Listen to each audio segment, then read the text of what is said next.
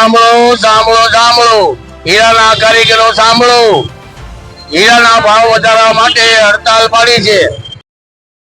આપણે પેલા બે શબ્દો છે ને કે સુખનો સૂરજ ઉગશે, પણ ગુજરાતનું એક એવું શહેર કે જ્યાં સુખનો સૂરજ ઉગવાને બદલે હવે સુખનો સૂરજ ડૂબી રહ્યો છે।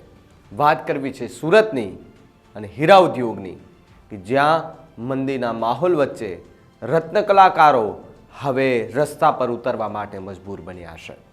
નમસ્કાર, આપ જોઈ રહ્યા છો ન્યૂઝ રૂમ અને આપની સાથે હું છું ભાવિક। પહેલાં તમે અમારી ચેનલને સબસ્ક્રાઇબ ન કરી હોય તો અમારી ચેનલને સબસ્ક્રાઇબ કરી લો, બેલ આઇકનને દબાવી દો જેથી કરીને પડે પડના સચોટ સમાચાર તમને તમારા મોબાઈલ પર તરત જ મળી રહે।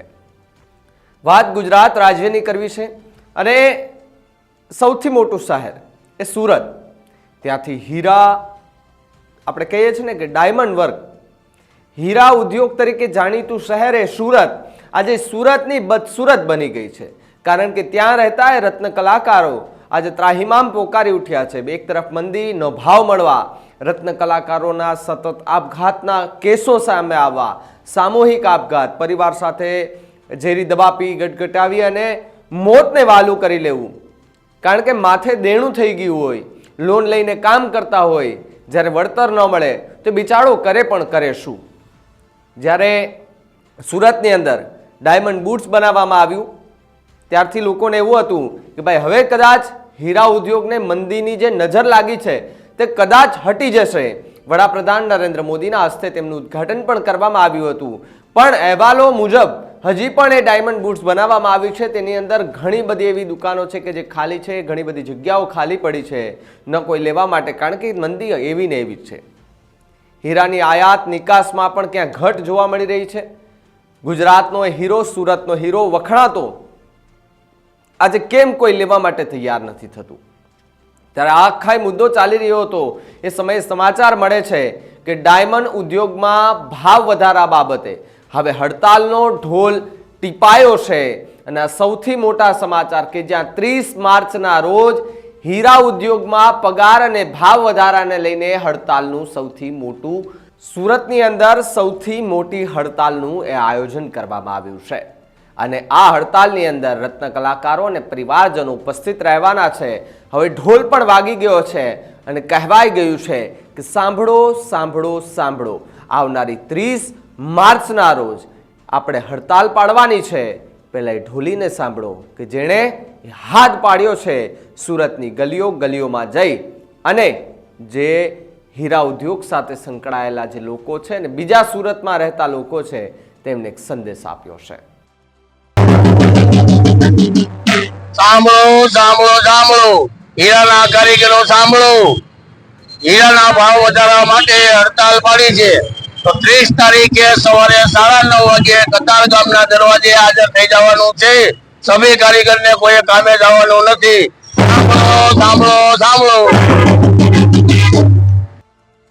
તો હવે ઢોલ ટીપાઈ ગયો છે અને સુરતની ગલીઓ શેરીઓમાં એ ઢોલી ફરવા લાગ્યો છે અને 30 તારીખનું એલાન કરી દીધું છે કે 30 માર્ચે આપણે સૌથી મોટું આંદોલન એ હડતાલ કરવાની છે કે ભાવ વધારો થાય, પગાર વધારો થાય, આ બધી જ બાબતને લઈને એક તરફ ગાંધીનગરમાં આંદોલન ચાલી રહ્યા છે તેના પર પણ સૌ કોઈની નજર છે, તો બીજી તરફ હવે સુરતમાં હીરા ઉદ્યોગ સાથે સંકળાયેલા લોકો પણ હડતાલ ઉપર ઉતરવાની વાત કરતાની સાથે જ ગુજરાતના રાજકારણમાં ખળભળાટ મચ્યો છે, કારણ કે અમુક વસ્તુ એવું રાજકીય લોકોથી પણ ચાલતી હોય છે।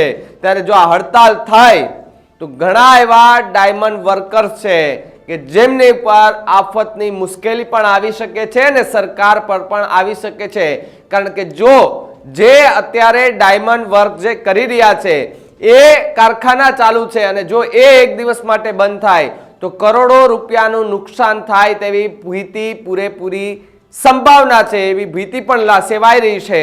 ત્યારે ડાયમંડ વર્કર્સ યુનિયન દ્વારા હડતાલનું એલાન કરવામાં આવ્યું છે અને 30 માર્ચના રોજ કતારગામ દરવાજાથી રેલીનું આયોજન પણ કરવામાં આવ્યું છે ને રેલી થાય એ પહેલા સુરતના વિવિધ વિસ્તારોમાં બેનરો લગાવવામાં આવ્યા છે। બેનરોની સાથે સાથે ઢોલી પણ નીકળી ગયો છે।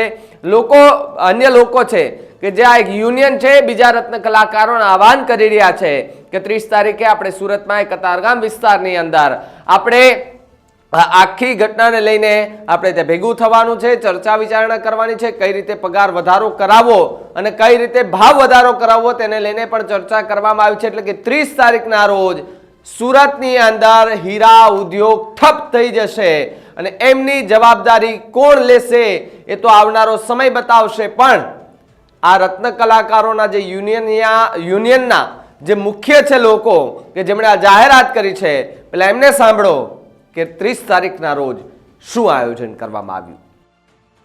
ગઈ 10 તારીખના રોજ કલેક્ટર સાહેબને આવેદન પત્ર આપી 20 દિવસનું અલ્ટિમેટમ આપવામાં આવ્યું કે 30 તારીખના રોજ રત્ન કલાકારોનો 30% ભાવ વધારો કરવામાં નહીં આવે તો સમગ્ર હીરા ઉદ્યોગમાં અમે હડતાલનું એલાન કરીએ છીએ. ત્યારબાદ થોડી ઘણી સરકાર હરકતમાં હતી. મુખ્યમંત્રી સાહેબે પણ કીધું હતું કે 2 દિવસની અંદર એક્શન પ્લાન કરવામાં આવશે. ત્યારે આજ સુધીમાં દિવસની અંદર કાંઈ પણ સરકાર તરફથી રિસ્પોન્સ આપવામાં આવ્યો નથી.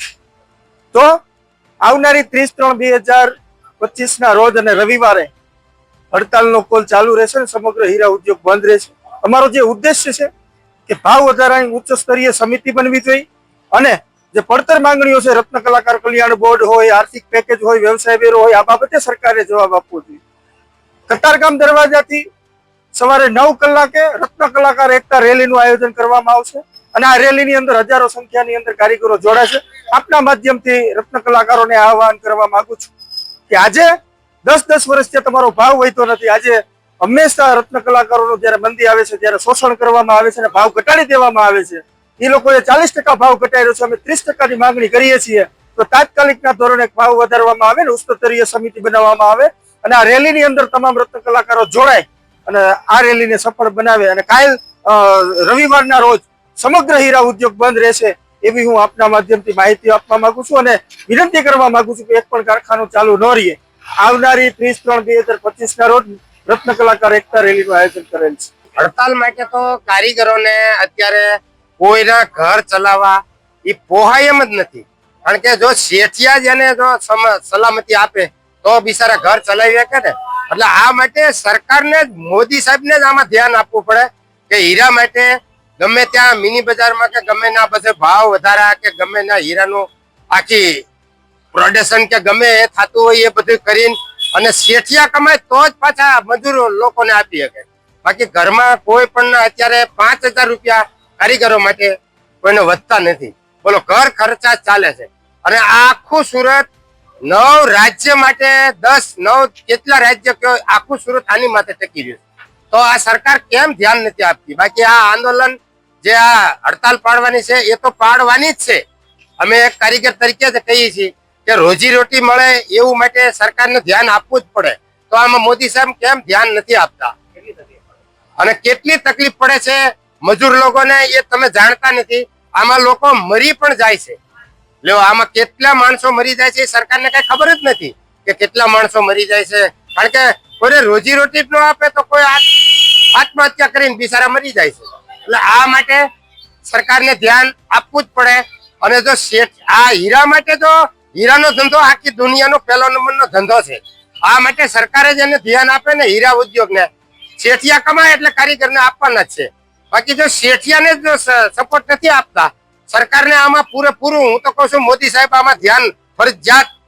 એને મારી મંજૂરી કહેજો. હું હિંમતભાઈ રાજકોટ જિલ્લાનો ગુંદાળા ગામનો છું. એને એટલી વિનંતી કરું છું કે સરકાર આમાં ધ્યાન આપે તો જ આ સુરતને, આજે સુરત તમને ખબર છે પહેલા હીરામાં ફર્સ્ટ નંબરનું કહેવાતું હતું. અત્યારે આજે કેટલી મંદી ચાલે છે ખબર છે તમને?